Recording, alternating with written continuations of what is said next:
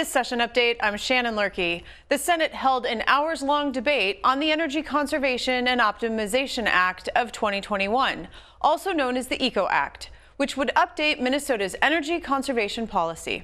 Here are some highlights. This is a bill that I've been working on with electrical co-ops and municipals for well over 2 years. And throughout the discussion, you're going to hear two terms, ECO and SIP. ECO stands for the Energy Conservation and Optimization, and SIP stands for the Conservation Improvement Program. A number of years, the Conservation Improvement Program was put in place to get our electric utilities to start becoming more efficient by requiring them to find efficiencies of 1.5% every year. One of the other things it did was it required them to spend 1.5% of their annual gross revenues on this program to help people learn about it by advertising or giving rebates to help people afford equipment. And the program has been very, very successful. One thing that you've maybe seen or heard that was done through this was switching from incandescent lights to compact fluorescents and now LEDs. And on many commercial sites, getting to more efficient fluorescent lighting. Those programs were very successful early on, but there's only so much of that that can be done. And to continue seeing more efficiencies, the electrical munis and co-ops have been asking us for reforms to this program to help them meet that efficiency.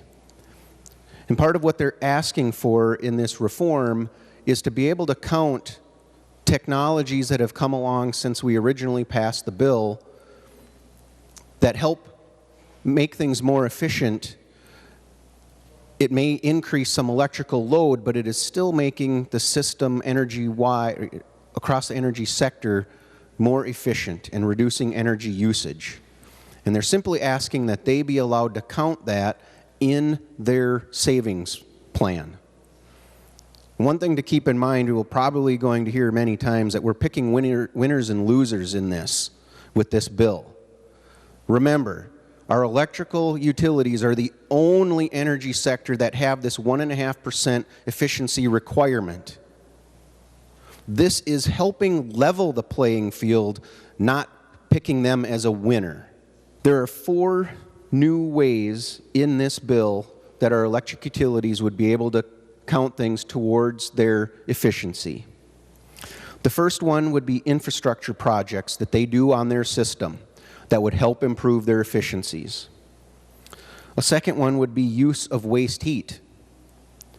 A third one is these new energy conservation technologies that are emerging. And the one that has caused the most issue and discussion with the bill is efficient fuel switching. And I'm sure that most of our conversation is going to be around that portion of this bill today. The one thing I want members to keep in mind is, as we listen to the opponents of the bill and of the fuel switching piece, we have 4 criteria that must be met for fuel switching to be counted. First is that it must save customers money. It has to be cheaper for the customer to run on a yearly basis. Second is it must be cost effective to make the switch. So in other words, you cannot be asked to spend $10,000 or $15,000 to install equipment so that you save $50 a year. That's not cost effective. That would not count. It must not add to the utility peak demand, and it must reduce greenhouse gas emissions. If it does not meet those 4, it does not count for their SIP improvements. I am a little concerned that it kind of, and I'm not an expert on energy, I'm just listening and reading the bill and trying to understand the development of this bill over recent months. And I believe by the testimony I've heard in this chamber today There appears to be people who want it and not want it, those who are in favor and those who are opposed, speaking from the industry standpoint. It would have been my wish to have a little bit more inclusion, but maybe that's impossible to get. I'm hoping that we could maybe come to that. I don't know if that's going to even be a possibility, the way the background has been described to me and the reaction of the other chamber. So, Mr. President, I'm still cautious. The one thing I hear from time to time is, well, everyone thinks that it's not satisfying their goal in a compromise. Well, compromise usually means that everyone has a nod yes to go forward. And quite honestly, I'm not so sure if I accept the concept that if everyone disagrees with a compromise, it must be a good deal. Propane has been brought up. They've been probably the largest proponent of this, and I have worked with them and explained to them repeatedly the provisions that are in the bill that should give them comfort to know that this does not, and it is not going to decimate their industry. I'm a propane customer myself. If I believed that, I would not be the chief author of this bill. If we go back to the provisions that I said must be met for this to count for fuel switching, it must save the customers money. It must be a cost-effective switch, which right now, to switch, say, from heating your home with propane to electric would not be cost-effective. And the big one is it must reduce greenhouse gas emissions. The formula is there, the formula is set, and it's been brought up many times by propane. We're cleaner than electricity, so take us out of the bill. The point is they're cleaner than electricity, and the stipulation that it must be cleaner in order to count is their safeguard. Propane is cleaner burning. And this isn't just me saying this. The Clean Air Act of 1990, the National Energy Policy Act of 1992, etc., all state that propane is recognized as a green energy. What we're looking at doing is you're going to take those folks that are struggling to pay their electric bill now, and you're going to supplement the rich guy to buy his electric vehicle. And I don't think that's right.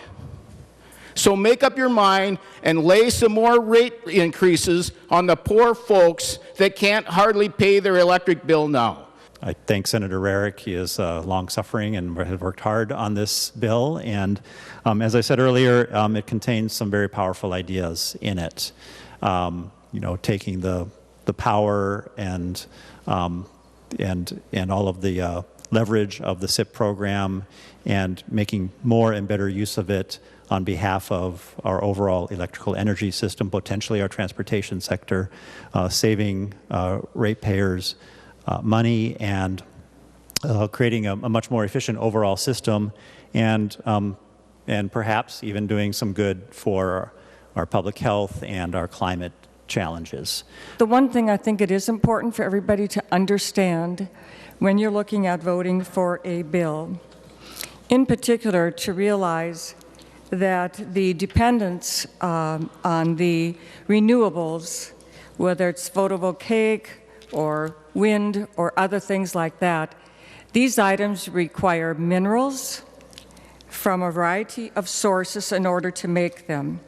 I think it's important to understand that, because it's so easy to think when you're voting for electricity that you're just plugging into a wall, and whatever is behind there, whatever happens to that, that doesn't really matter, because this is how the electricity comes to your wall, and not realizing the process by which it does. But on these renewables, an interesting quote is from the Manhattan Institute, an article they wrote on mines, minerals, and, quote, green energy, a reality check, July 9th, 2020. So pieces of information from this is such: 80% of the world's graphite resources are located in our good friend and model world citizen, China. 80% of the graphite needed to construct renewables. 50% of the world's cobalt reserves are located in the Democratic Republic of the Congo, a nation unstable and a nation that uses child labor and very unsafe mining practices. So we won't do mining in northern Minnesota, but it's okay to vote for a bill that will use electricity with materials that'll come from the Democratic Republic of Congo with unsafe mining. I rise in support of the bill. No, it's not perfect. It has things, interestingly, on both sides of the aisle that we don't like. But the question is, are we going to send it to conference where its potential is really, really great? Remember, who are the groups that support the original ECO bill? Utilities. These are the people that provide us electricity. Labor. That's working men and women, and there's local jobs at stake in this bill. And then the ratepayers. That's all of us. The people that pay the cost of electricity, and the efficiency provided for in the ECO bill is going to make that better. We're going to innovate, which again is what Americans do. We're going to produce these devices here in Minnesota. And for all those reasons, despite all the points that have been made about what might be better, I'm going to be a yes vote on the bill. I'm going to support this bill. It's extremely important for our utilities and the ratepayers. This is a consumer choice bill, truly is a consumer choice bill, members. And the co-ops, communities cannot proceed unless there's a certain criteria has been met with the bill. The end user has the final word, and it must be, that final word must be about overall savings. This is landmark energy legislation. You know, I was here in 2007, we did the renewable energy standard.